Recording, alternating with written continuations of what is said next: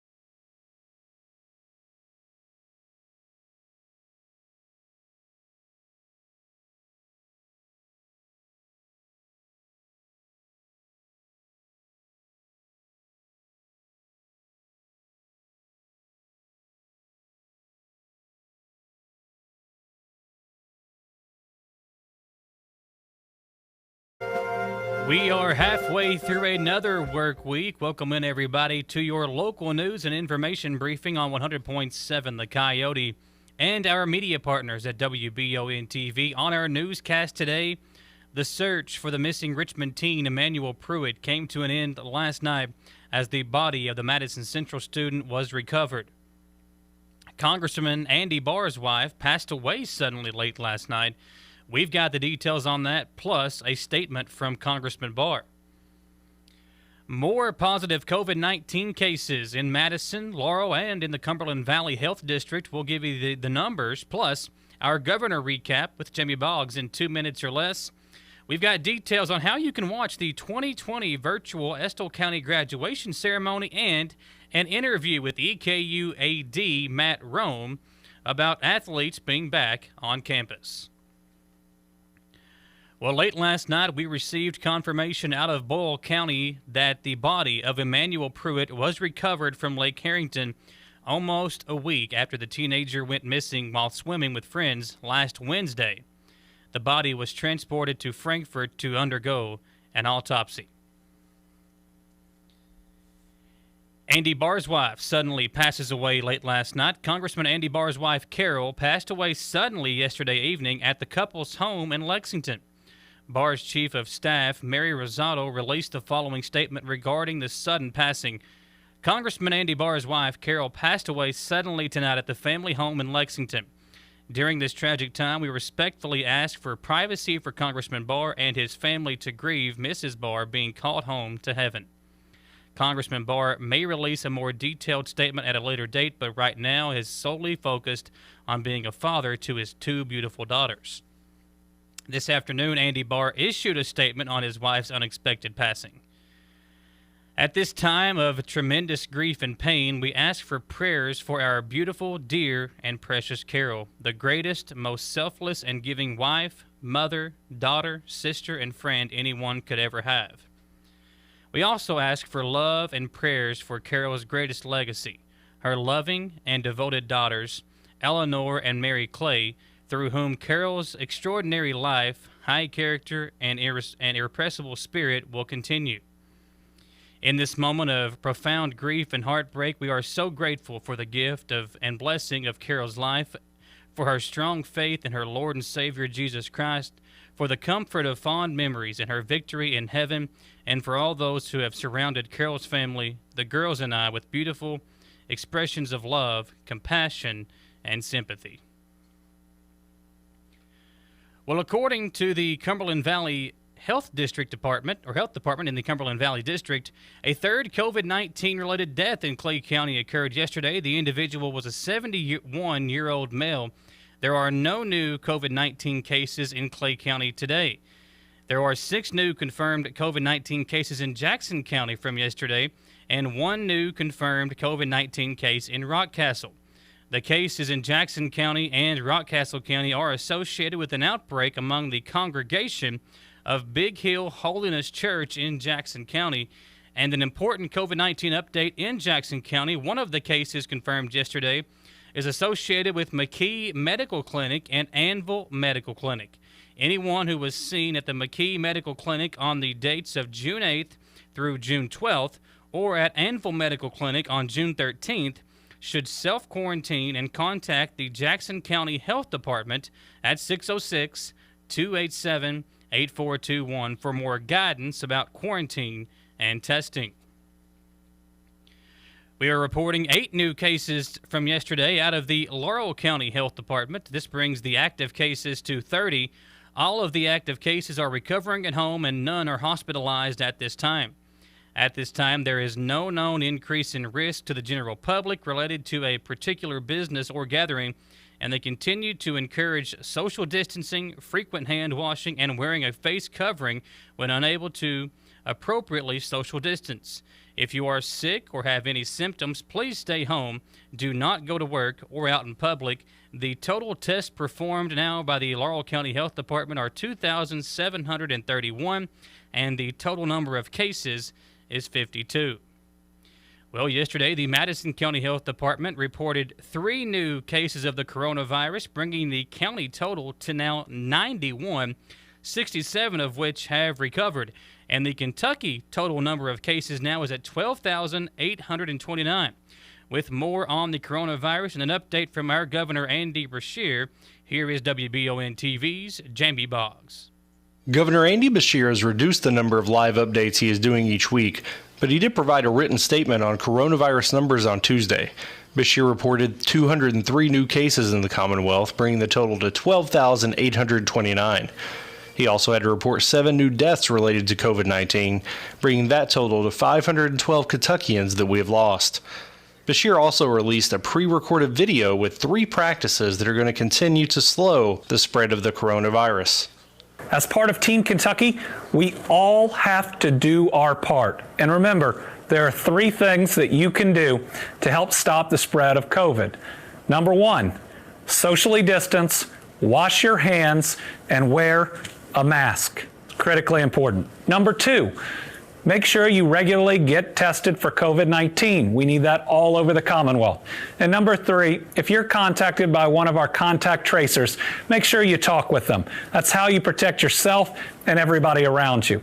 If we can do those 3 things, we can continue to reopen Kentucky, to do it safely, and to protect one another. Following these steps is all part of being a good Kentuckian, according to Beshear.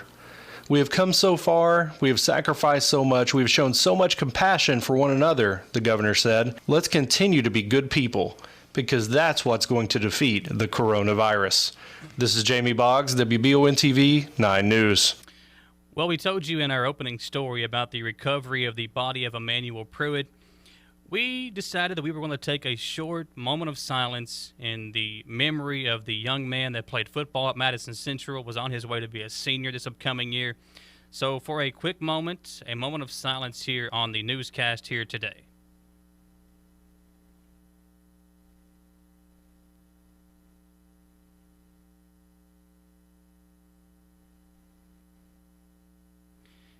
If you'd like to get involved with some different fundraisers that are going on to help raise money for the family, there is a couple of different ways to get involved. We mentioned in our last couple of newscasts about the GoFundMe page that is up on the Facebook page on WBON TV that was set up by a local parent. You can get involved with that. Again, that link to that GoFundMe page is on the WBON TV Facebook page. There are also 2 fundraisers to support. Kaylee Shepard and Sarah Haney have decided to make some car decals. They are $5 each, and all the proceeds will go toward the Prewitt family. Those car decals say Manny Strong, because no matter the outcome, which we found out yesterday, Manny was strong, Manny is strong, Manny's family is strong, and everyone around him and his family is strong. And they ask to continue to keep the family in your thoughts and prayers. And also, one local woman is selling bracelets that say one more day for Manny and have his football number, which was number 11, on the bracelet. So you can get involved with that and as well by texting 859-353-7975. And we were told that Father Jim Schitzko, formerly out of the St. Mark's Catholic Church in Richmond, late last night extended an offer to the family to pay for the funeral expenses for Emanuel Prewitt. And we appreciate Father Jim Schitzko for reaching out to the family and offering to pay for the funeral expenses. Again, this is a very tragic time, and all the folks from around here in Richmond and Madison Central are affected by this. We will have an interview with the head football coach at Madison Central, Mark Centers, later on this week. It is now time for our first commercial break. We appreciate you tuning us in here on your local news and information briefing. I am Michael Watkins here with you on this Wednesday. We'll come back with lots more to get to on this Wednesday edition. Back in a moment on 100.7 The Coyote and WBONTV.com. I'm Michelle. And I'm Jennifer, and in the spring of 1992, Bishop Small Engine Repair was born in our mom and dad's barn in Estill County. Then in the fall of 1992, we made the move to Madison County, where we are today. With the support of our family, customers, and community, we have continued to grow in the outdoor power industry. With a full line of products from Kokudet, Grasshopper, Echo, and Shindawa, we can help you tackle your yard so you can enjoy it with your family. Bishop Small Engine Repair, where our focus is our customer. Stop on in, 119 North Estill Avenue in Richmond. We can't wait to see ya. When you need professional assistance, White & Associates Certified Public Accountants and Consultants of Richmond can help you, providing professional services to individuals, small business, self-employed proprietors, corporations, municipal, governmental, and not-for-profit organizations. White & Associates provides individualized services for taxes, audits, business startup, consulting, financial services, payroll, and bookkeeping. Visit the website for more information and to see the local testimonials. White & Associates, PSC, 1407 Lexington Road, Richmond. The Estill Clinic and Urban Healthcare Pharmacies are focused on providing the best care possible for the people of Estill County. Our care for our patients and our community is what sets us apart. With society's fast pace, we want to make sure you leave with the information you need about your medications. With the knowledge and experience of John, Ryan, and Janet, you are guaranteed excellent service, whether you're in the store or pulling through the drive-thru. Taking care of the people of Estill County is our #1 priority. So stop in or give us a call to become a part of our community. It's been a busy year. So what's on your to-do list? Serious house hunting, home improvement projects, or maybe a new car or a boat for summers on the lake. For more than a century, your neighbors at Cumberland Valley National Bank have been helping turn plans into reality. Stop by any of CVNB's branch offices or visit cvnb.com and find the right personal vehicle or home loan that fits your budget and meets your needs. CVNB, local banking with big-time advantages. Member FDIC, equal housing lender. Gillum Sports Lounge is known for a place to gather to watch sports. They are back open, but are still asking customers to practice social distancing and to wear a mask upon entering the restaurant. Jeff and the staff are making sure that the inside is cleaned and sanitized, and they still offer the same great food and service that has made Gillum's what they are for almost 30 years. If you're still staying safe at home, Gillum still has curbside service or delivery through Colonel Delivery. Place your order now at GillumSportsLounge.com. Chenault Vineyard is continuing to prepare for the season opening as they follow the guidelines to help keep their employees and customers safe. While their opening date is yet to be determined, you can still grab your favorite Chenault Vineyard wine and local delivery on Wednesday and Saturdays or curbside pickup on Tuesday and Friday. Place your order now at ChenaultVineyards.com, or for more updates, like the Vineyard on Facebook or follow them on Instagram. Chenault Vineyard reminds you to stay safe, and they look forward to serving you locally grown wine at the Chenault Vineyard in Richmond. Four Paws Unleashed brings a new state-of-the-art approach to pet care. Their suites are designed to feel like an elite hotel room, complete with Simmons Beauty Rest mattresses and TVs. Four Paws also has grooming services available as well. Visit their website, fourpawsunleashed.com, to find out more. Community Trust Bank is local people making local decisions. Stop in today and let them help you with loan products for the individual or small business. Stop by and see me, Jennifer Ward, today at 128 West Main Street in Richmond. Community Trust Bank, a banking tradition in Madison County since 1903. Patrick O'Neill has been serving Central and Eastern Kentucky since 1995. When someone is accused of something they didn't do, or when a good person makes a mistake, they need the best representation they can find. And that's Patrick O'Neill. Whether it's criminal defense, Social Security, disability, personal injury, workers' compensation, or deeds and wills, when you need legal advice, trust the expertise of Patrick O'Neill. He will get you the money you deserve. His office is located in Jackson, but Patrick practices all over Central and Eastern Kentucky. For more information or for a free consultation, call 606-666-2990. We are back on your local news and information briefing. Glad to be with you here on this Wednesday. Well, late last night, 3 children went missing in the area of Burton Lane off Poosey Ridge Road. Madison County, Waco, Kirksville, and Whitehall fire departments responded to help in the search, and the kids reportedly called to tell their mother they were lost, and during the conversation, lost cell phone contact.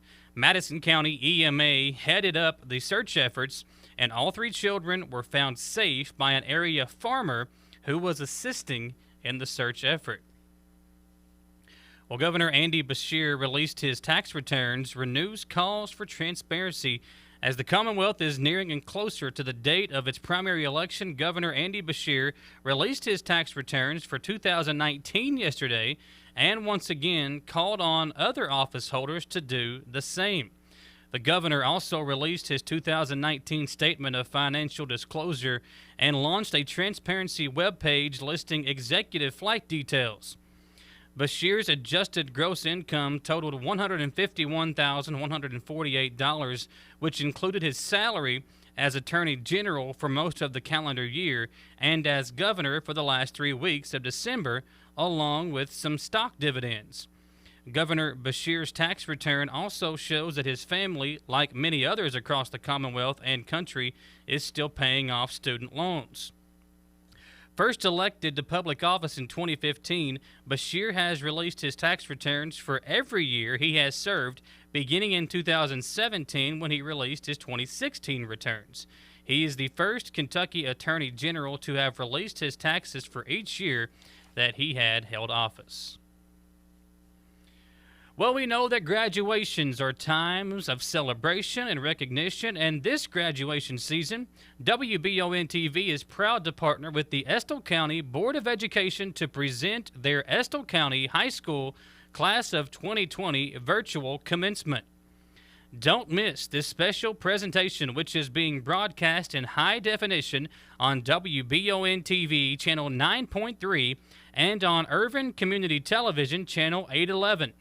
The broadcast will air this Friday, June 19th, starting at 7:30 p.m., and a replay will be live streamed the following morning at 11:30 a.m. on the WBON-TV Roku channel, Facebook page, and YouTube channel. Well, the Kentucky Transportation Cabinet advises motorists of a scheduled lane closure for Interstate 75 northbound on the Clays Ferry Bridge. The temporary closure is necessary for routine bridge maintenance, and the Clays Ferry Bridge is located on the Fayette-Madison County line. Interstate 75 northbound will be closed Wednesday from earlier this morning until 6 p.m. tonight. So keep that in mind if you are traveling. That lane will be closed until 6 p.m. tonight. The right slow lane will be closed at mile point 97.6. 2 lanes will remain open for motorists, and motorists should expect delays and seek an alternate route if possible. All work and closures are scheduled on a tentative basis and subject to change depending on weather conditions, emergencies, and other factors beyond the control of the Department of Highways. It is now time for our second commercial break, and the WBON TV staff really appreciates those messages that we get in our inbox. And if you have questions or concerns, or if you have an idea for that WBON TV Facebook poll, be sure to slide into that inbox and let us know what your opinion is. We will be glad to get that out there if there's a question that you would like answered as well on the newscast. We will take our commercial break and come back with lots more, like with Matt Roan, the new athletic director at EKU. We'll talk to him about how things have been going since he took over in early January. That and lots more to get to on your local news and information briefing. Stay with us. We'll come right back on 100.7 The Coyote and WBONTV.com. I'm Michelle. And I'm Jennifer. And in the spring of 1992, Bishop's Small Engine Repair was born in our mom and dad's barn in Estill County. Then in the fall of 1992, we made the move to Madison County, where we are today. With the support of our family, customers, and community, we have continued to grow in the outdoor power industry. With a full line of products from Cupcadet, Grasshopper, Echo, and Shindawa, we can help you tackle your yard so you can enjoy it with your family. Bishop's Small Engine Repair, where our focus is our customer. Stop on in, 119 North Estill Avenue in Richmond. We can't wait to see you. When you need professional assistance, White & Associates Certified Public Accountants and Consultants of Richmond can help you, providing professional services to individuals, small business, self-employed proprietors, corporations, municipal, governmental, and not-for-profit organizations. White & Associates provides individualized services for taxes, audits, business startup, consulting, financial services, payroll, and bookkeeping. Visit the website for more information and to see the local testimonials. White & Associates, PSC, 1407 Lexington Road, Richmond. The Estill Clinic and Irvin Healthcare Pharmacies are focused on providing the best care possible for the people of Estill County. Our care for our patients and our community is what sets us apart. With society's fast pace, we want to make sure you leave with the information you need about your medications. With the knowledge and experience of John, Ryan, and Janet, you are guaranteed excellent service, whether you're in the store or pulling through the drive-thru. Taking care of the people of Estill County is our #1 priority. So stop in or give us a call to become a part of our community. It's been a busy year. So what's on your to-do list? Serious house hunting, home improvement projects, or maybe a new car or a boat for summers on the lake. For more than a century, your neighbors at Cumberland Valley National Bank have been helping turn plans into reality. Stop by any of CVNB's branch offices or visit cvnb.com and find the right personal vehicle or home loan that fits your budget and meets your needs. CVNB, local banking with big-time advantages. Member FDIC, equal housing lender.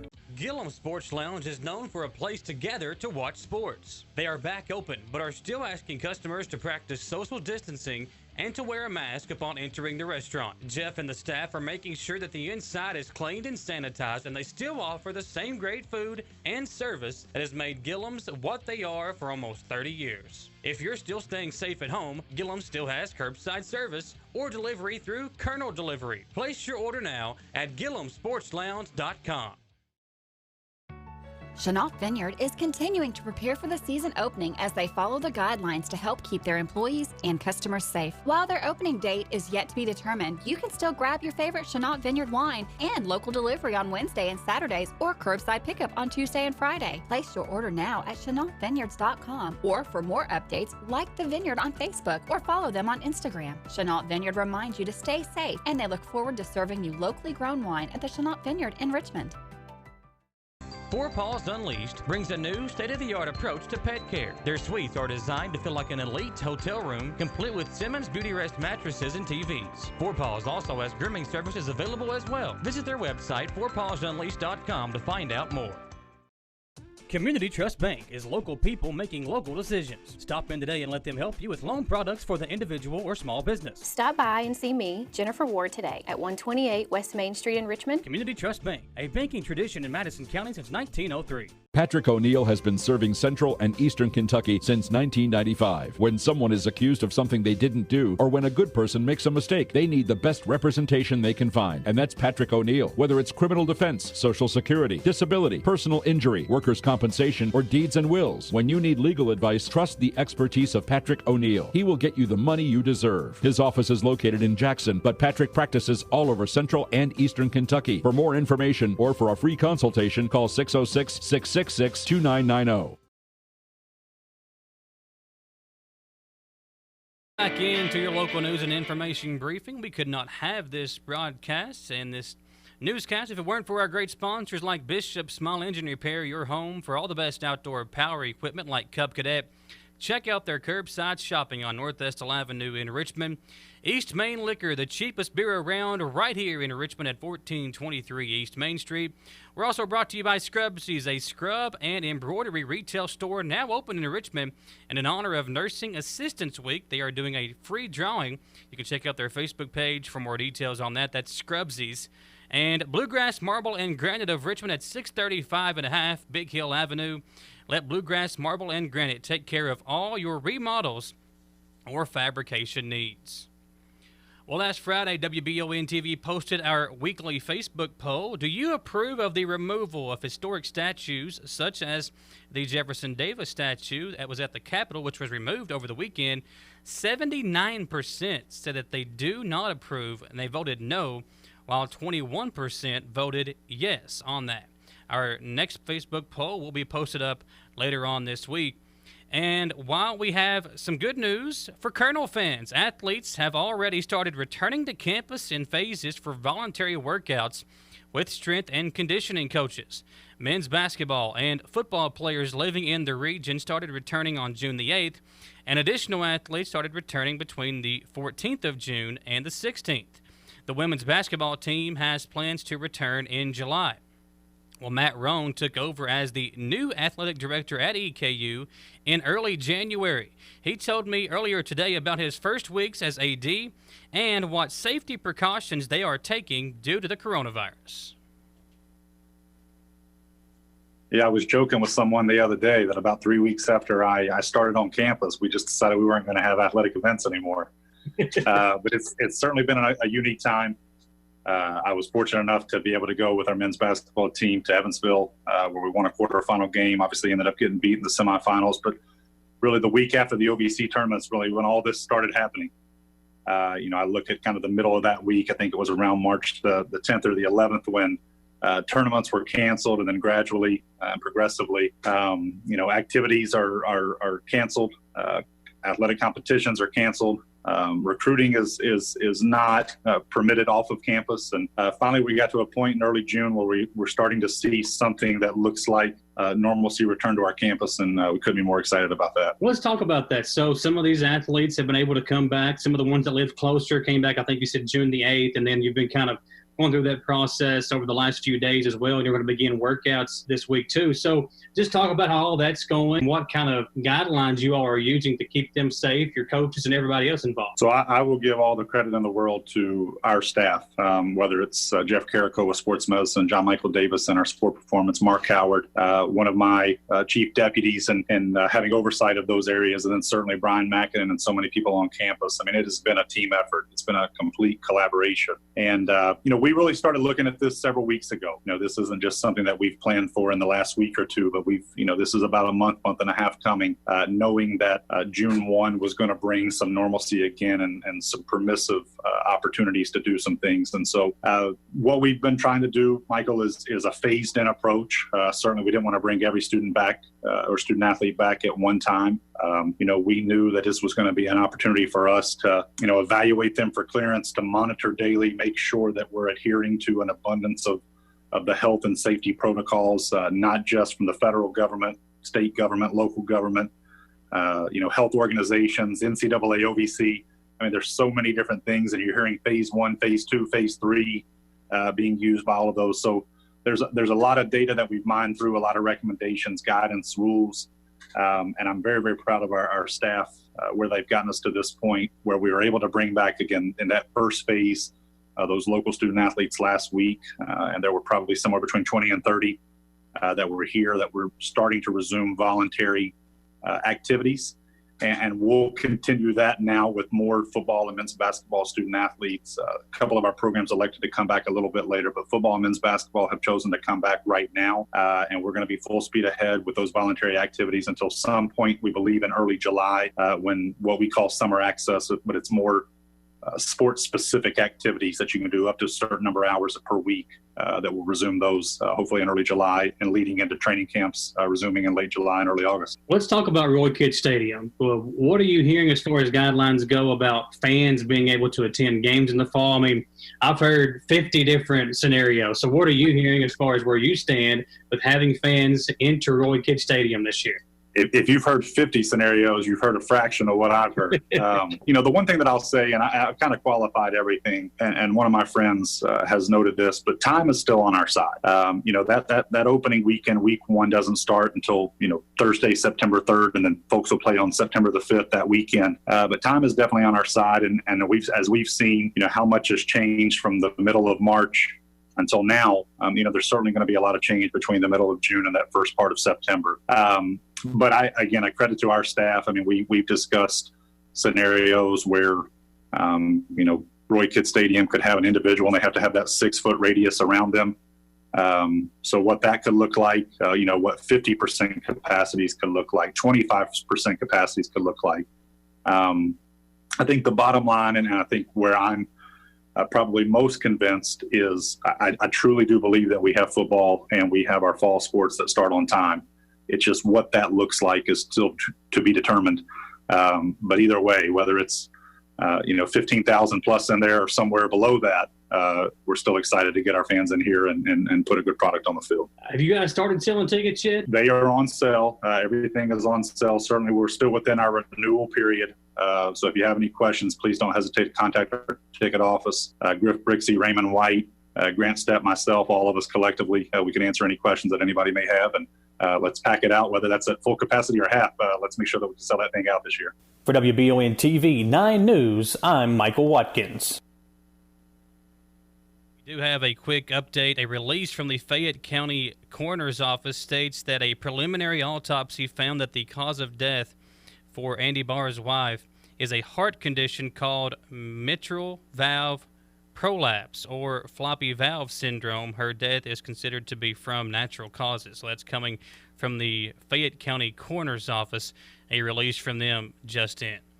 We appreciate you tuning us in on your local news and information briefing. Thanks to Grenthlan Morton for producing us on the radio side, Gage Hill, our producer, on the TV side, Austin Hanks and Marissa Hempel for all their help as well. I'm Michael Watkins, folks. We'll see you at the same time tomorrow, 3 o'clock on Thursday, for your local news and information briefing on the Coyote and WBONTV.com.